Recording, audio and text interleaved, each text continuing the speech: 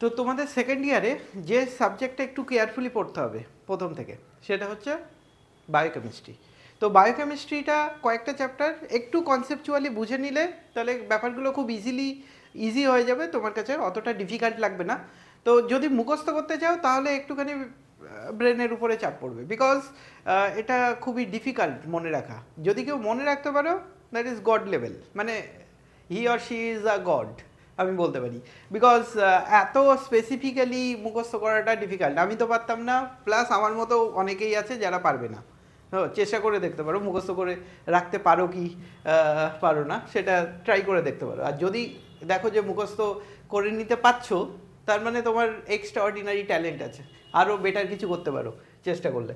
তো what ever, আগে আমি এখন যেটা দেখাবো দ্যাট ইজ কার্বোহাইড্রেট।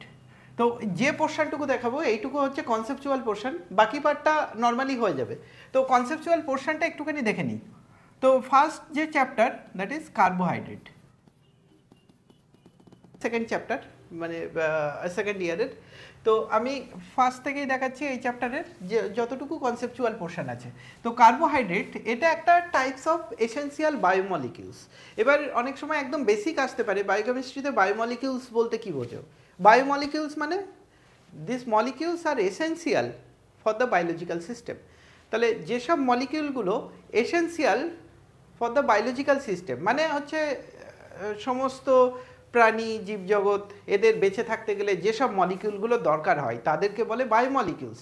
এর মধ্যে কি কি আছে আমরা জানি, সেটা হচ্ছে একটা একটা এইটাই দেখতে পাচ্ছি কার্বোহাইড্রেট, এটা একটা এসেন্সিয়াল বায়োমলিকিউলস। এটা ছাড়া আমাদের লাইফ চলবে না, মানে প্রাণী বেঁচে থাকতে পারবে না। আর তাছাড়া কি আছে, ভাইটামিনস, এটা একটা এসেন্সিয়াল বায়োমলিকিউলস, ভাইটামিনসের অভাব হলেও বাঁচতে পারবে না কেউ। আর প্রোটিন অবশ্যই, এটা একটা এসেন্সিয়াল বায়োমলিকিউলস। লিপিড, ফ্যাট, এটাও একটা এসেন্সিয়াল বায়োমলিকিউলস, কারণ এইগুলো ছাড়া সেল তৈরি হবে না। ওকে, তো ডিএনএ বলো যাই বলো, এগুলো সব এইসব মলিকিউলগুলো দিয়েই তৈরি হয়। তো এরা হচ্ছে এসেন্সিয়াল বায়োমলিকিউলস। তার মধ্যে একটা মলিকিউল কার্বোহাইড্রেট, যেটা আমরা আজকে পড়ছি। তো কার্বোহাইড্রেট মানে কি? তাহলে কার্বোহাইড্রেট মানে এটা একটা টাইপস অফ কম্পাউন্ড। এই কার্বোহাইড্রেট একটা types of compound which is made of কি দিয়ে? কার্বো মানে কার্বন, আর হাইড্রেট মানে ওয়াটার। তাহলে কার্বোহাইড্রেট একটা মলিকিউল যেটা কি দিয়ে তৈরি হয়? Carbon and water. তাহলে এর স্ট্রাকচার কেমন হবে কার্বোহাইড্রেটের ফর্মুলা কার্বন আর ওয়াটার কম্বিনেশন হোল এন হচ্ছে any number. As for example, একটা কার্বোহাইড্রেট খুব ফেমাস, সবাই জানো কি? গ্লুকোজ। গ্লুকোজের স্ট্রাকচার কেমন? n ইজিক্যালস two 6। তাহলে এটার ফর্মুলা কি হবে? CH2O 6, n ইজিক্যালস two 6। তাহলে এটা কি আসছে দেখি, C6 মাল্টিপ্লাই করে দিচ্ছি, এর সঙ্গে হাইড্রোজেনের 2 আছে, 6 মাল্টিপ্লাই করলে কত হবে? 12। অক্সিজেনে কিছু নেই মানে 1 আছে, 6 মাল্টিপ্লাই করলে কি হবে? 6। তাহলে C6H12O6, এটাকে কি বলে? গ্লুকোজ। তাহলে গ্লুকোজের স্ট্রাকচার কি থেকে এলো? এই ফর্মুলা দিয়েই এলো। তাহলে এই ফর্মুলাটা হচ্ছে জেনারেলাইজ ফর্মুলা, যে কোনো কার্বোহাইড্রেটের জেনারেলাইজ ফর্মুলা হচ্ছে এটা। এবার এন এর নাম্বার, যে কোনো নাম্বার কি হতে পারে? এন এর ভ্যালু কার্বোহাইড্রেটের এনি নাম্বার হতে পারে, কিন্তু এটার আবার টাইপস আছে কার্বোহাইড্রেটের। সেই টাইপসের একটুখানি পার্ট দেখে নিয়ে আমি মেন জায়গাতে ফিরবো। তাহলে এটার যদি ডেফিনেশন জিজ্ঞেস করে, ডেফিনেশন আসে, তাহলে কি লিখবো? What is carbohydrate? The compound which is made of carbon and water. এটা লিখে নাও, এটা আর আমি লিখছি না, এটা লিখে নিতেই পারবে। The compound which is made of carbon and water is called carbohydrate. এবার ক্লাসিফিকেশন অফ কার্বোহাইড্রেট দেখে নিই, ওটা classification of carbohydrate. Classification of carbohydrate, এটা হচ্ছে depend on saccharide unit. Okay, depend on saccharide unit কার্বোহাইড্রেটকে ক্লাসিফাই করা যায়। কীরকমভাবে? Depend on saccharide unit, it may be monosaccharide, monosaccharide. আর কি হতে পারে? Oligosaccharide, monosaccharides, oligosaccharides, and number 3 polysaccharide. Okay, এবার যদি আমি এটার কিছু এক্সাম্পল দেখি। মনোস্যাকারাইড একটা এক্সাম্পল কি হতে পারে? মনোস্যাকারাইডের এক্সাম্পল দেওয়ার আগে স্ট্রাকচারটার সম্পর্কে বলি। What is monosaccharide? মনোস্যাকারাইড হবে এই যেটা আমরা দেখলাম, এই যেটা এন দিয়ে যে ফর্মুলাটা দেখলাম, CH2O পুরোটা কি ছিল? এন ছিল। That is equals to N দিয়ে যদি আমি মাল্টিপ্লাই করে দিই তাহলে কি পাবো? CnH2nOn, right? এই যে ফর্মুলাটা, এই ফর্মুলায় if n is equals to 3 to 7 এর মধ্যে যদি থাকে তাহলে যেসব ফর্মুলাগুলো পাবো তারা সবাই হচ্ছে মনোস্যাকারাইড। তাহলে মনোস্যাকারাইড যেটা সব থেকে স্মলেস্ট মনোস্যাকারাইড, মানে কার্বোহাইড্রেট, স্মলেস্ট কার্বোহাইড্রেট, সেটা কি হতে পারে? এখান থেকে আইডিয়া করলেই আমি বুঝতে পারছি। n এর ভ্যালু যদি 3 হয়, সব থেকে ছোট কার্বোহাইড্রেট মনোস্যাকারাইড, তার ফর্মুলা হবে C3H6O3। আর সব থেকে হাইয়েস্ট ভ্যালুর কার্বোহাইড্রেট কি হবে? C7H14O7। এর থেকে বেশি নাম্বারের কার্বন একসঙ্গে থাকলে সেটা মনোস্যাকারাইডের আন্ডারে পড়ে না। তাহলে সব থেকে মনোস্যাকারাইডের ছোট কোনটা? C3H6O3। আর সব থেকে বড় এটা আমরা বুঝলাম। মনোস্যাকারাইড মানে কি?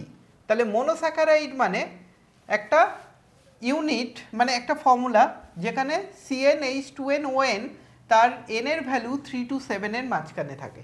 যেরকম গ্লুকোজ হলে n এর ভ্যালু কত? 6, যেটা আমি দেখালাম আগে, C6H12O6। এটা তো এই ফর্মুলার আন্ডারেই পড়ে যাচ্ছে। তাহলে গ্লুকোজ একটা মনোস্যাকারাইড, ফ্রুক্টোজ একটা মনোস্যাকারাইড, ওটা একটু পরে আমি আসছি। এবার অলিগোস্যাকারাইড। What is oligosaccharide? এই ব্যাপারটা দেখে নিই। অলিগোস্যাকারাইড কি জিনিস? That is 2 to 10 number of monosaccharide যদি প্রেজেন্ট থাকে তাদেরকে আমরা কি বলি? অলিগোস্যাকারাইড। কত নাম্বার? 2 to 10 number. তাহলে এটা লিখে নেব। কাদেরকে আমরা অলিগোস্যাকারাইড বলবো? লিখে নিই এটা। if 2 to 10 number monosaccharide are present, if 2 to 10 number of monosaccharide if present, then it is called oligosaccharide. তো যেরকম আমি বলতে পারি ল্যাকটোজ, মল্টোজ, এগুলো সব কি দুটো মনোস্যাকারাইড একসঙ্গে হয়ে হয়। যেমন সুক্রোজ একটা এক্সাম্পল বলে দিই, যেরকম এটার একটা এক্সাম্পল গ্লুকোজ লিখতে পারো মনোস্যাকারাইড, ফ্রুক্টোজ লিখতে পারো মনোস্যাকারাইড। ওকে, কি এটার C6H12O6 মনে রাখা ইজি, তাই এটাই মনে রাখো একটা এক্সাম্পল। আর এটার একটা এক্সাম্পল যেটা মনে রাখবে অলিগোস্যাকারাইডের মধ্যে, সেটা হচ্ছে সুক্রোজ, মানে চিনি। সুক্রোজের ফর্মুলা কি? C12H22O11। এইটা হচ্ছে সুক্রোজ। দুটো মনোস্যাকারাইডের মধ্যে আছে, গ্লুকোজ আর ফ্রুক্টোজ একসঙ্গে কম্বাইন হয়ে সুক্রোজ তৈরি হয়, ওটা আমি পরে আসছি। এবার পলিস্যাকারাইডের মধ্যে কি আছে? Polysaccharide if 10 number more than 10 number, if more than 10 number of monosaccharide are present। যদি 10টার বেশি মনোস্যাকারাইড প্রেজেন্ট থাকে তাদের নাম কি বলবো? পলিস্যাকারাইড। এক্সাম্পল কি? এক্সাম্পল হচ্ছে স্টার্চ, তারপরে সেলুলোজ। এই নামগুলো ইজি, এগুলো মনে রাখতে হবে। গ্লাইকোজেনও হয়। তো ঠিক আছে, এটা আমাদের ক্লাসিফিকেশন হলো কার উপর বেস করে, কতগুলো স্যাকারাইড ইউনিট প্রেজেন্ট আছে তার উপরে বেস করে। এবার আমি ক্লাসিফিকেশন করব ডিপেন্ড অন ফাংশনাল গ্রুপ, কি টাইপের ফাংশনাল গ্রুপ আছে তার উপরে বেস করে। তাহলে classification based on functional group. Functional group যেরকম ইট মে বি টু টাইপস, দুটো টাইপের হতে পারে, একটা হতে পারে অ্যালডোজ আর একটা হতে পারে কিটোজ। একটাই এক্সাম্পল দিচ্ছি, ডিটেলে যাওয়ার দরকার নেই, খুব বেশি হলে 2 মার্কসের কোশ্চেন আসবে ক্লাসিফিকেশনে, যতটুকু করাচ্ছে এটা লিখলেই এনাফ। অ্যালডোজ যদি বলে, অ্যালডোজের এক্সাম্পল কি, গ্লুকোজ। অ্যাজ ফর এক্সাম্পল, এটা এক্সাম্পল লিখছি অ্যালডোজের, গ্লুকোজ। আর এটা কি, ফ্রুক্টোজ। এবার কি ব্যাপারটা কি, অ্যালডোজ কেন, এর ফর্মুলা কি C6H12O6, এর ফর্মুলা কি same C6H12O6, but why different, দুটো নাম কেন আলাদা হলো, because they have different functional group. Functional group মানে যেটা আমি আইপিএসসি নোমেনক্লেচারে শিখিয়েছিলাম, আগে বলেছিলাম, এটা মনে রাখবে, কেমিস্ট্রি যতদিন মানে অর্গানিক কেমিস্ট্রি যতদিন থাকবে এইসব ব্যাপারগুলো না জানলে তো হবেই না, মানে আইপিএসসি নেমটা জেনেই রাখতে হবে। তাহলে অ্যালডোজ মানে যার মধ্যে অ্যালডিহাইড ফাংশনাল গ্রুপ আছে। তাহলে গ্লুকোজের স্ট্রাকচার যদি আমরা দেখি সেটা কীরকম হবে, 1 2 3 4, 6টা কার্বন, 1 2 3 4 5 and 6।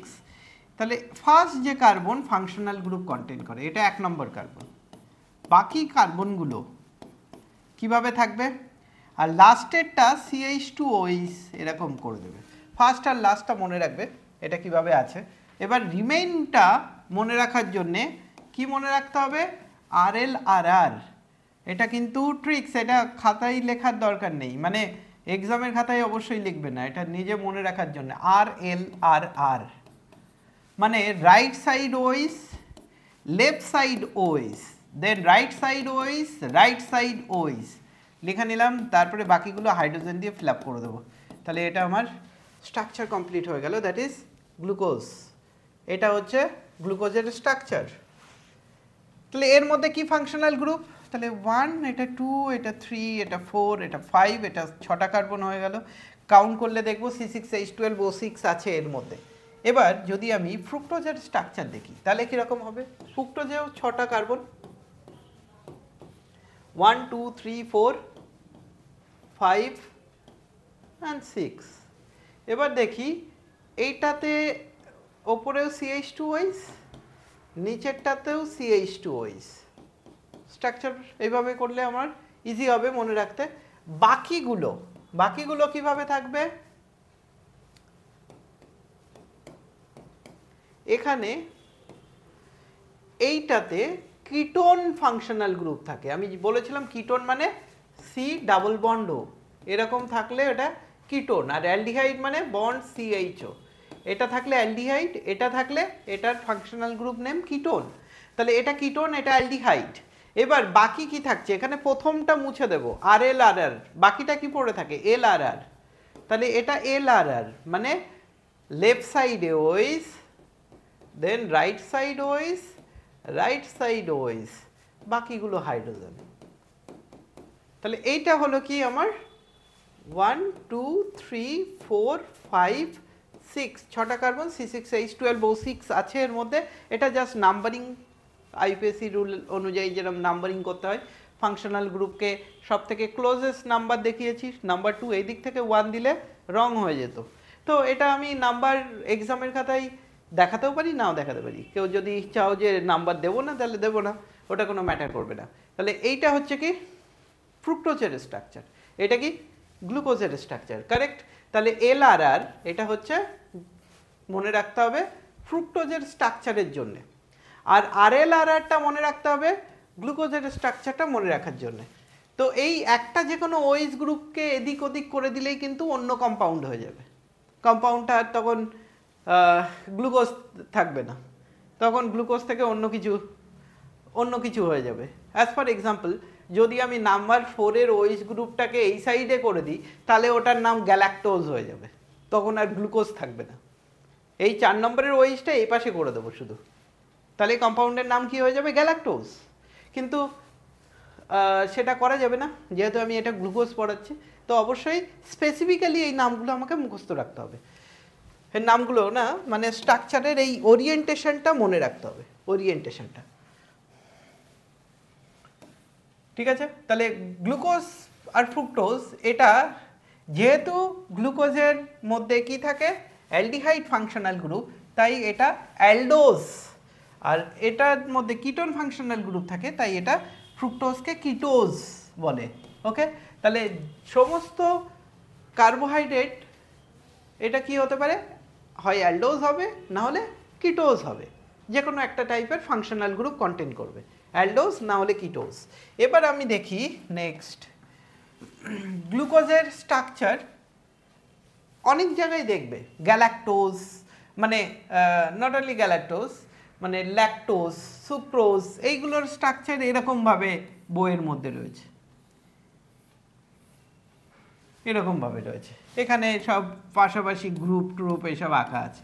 আচ্ছা, ব্যাপারটা কি? এগুলো আমি তো দেখলাম গ্লুকোজের স্ট্রাকচার ওরকমভাবে হয়, তাহলে আবার এরকম সার্কেলটা কি করে এলো?